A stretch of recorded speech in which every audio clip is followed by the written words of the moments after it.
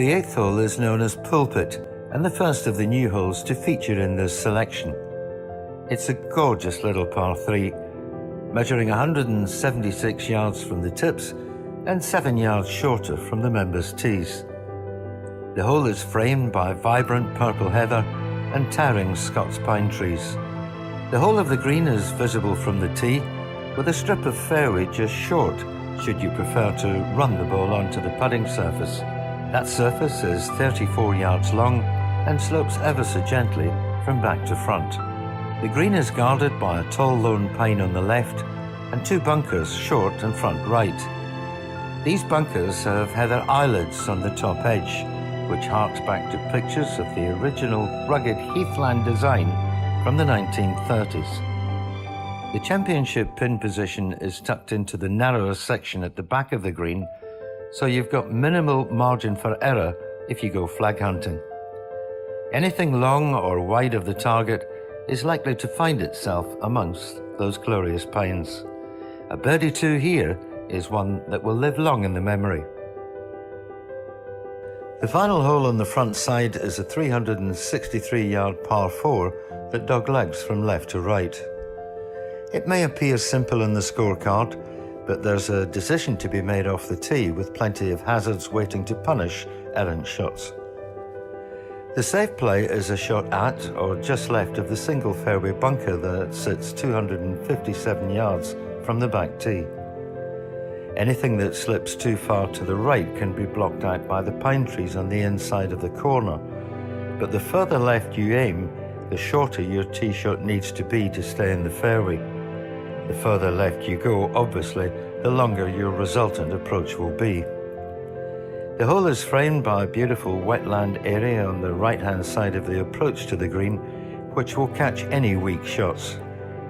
There's also a smaller water hazard behind the bunker. It's very much in play. The green runs quite steeply from back to front, and it's angled away from front right to back left. A deep bunker on the left will capture any shots that are pulled to a front left pin position or coming up short when the flag is located in the back section of the green.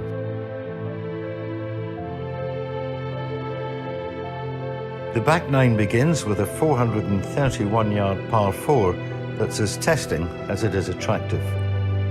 For the big hitters, the bunker on the right of the fairway and the wide part of the pond on the left at 280 yards could force you to lay up short, but then again you've got the option of threading your drive between the two. The water actually begins just behind the first Scots pine at 210 yards, so it's very much in play for most golfers.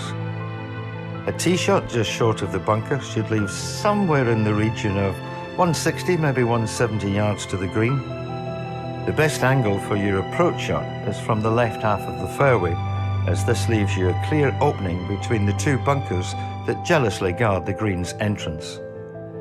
Play it too safe off the tee and bail out to the right, and you'll likely have to fly your second shot over an intimidating bunker just short of the putting surface.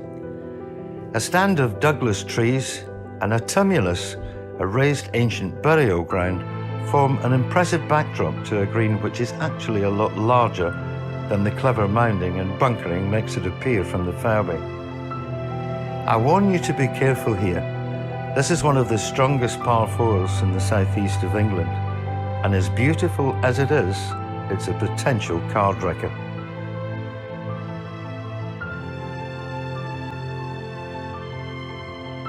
There are few courses in England that can match what Liphook has to offer. Now at 6,500 yards off the tips, whilst not long by modern standards, it offers a real test to any standard of golfer. I'm often asked if I had one course to play for the rest of my life, what would it be? If it was this heathland gem on the borders of Surrey and Hampshire, I'd be a more than happy golfer.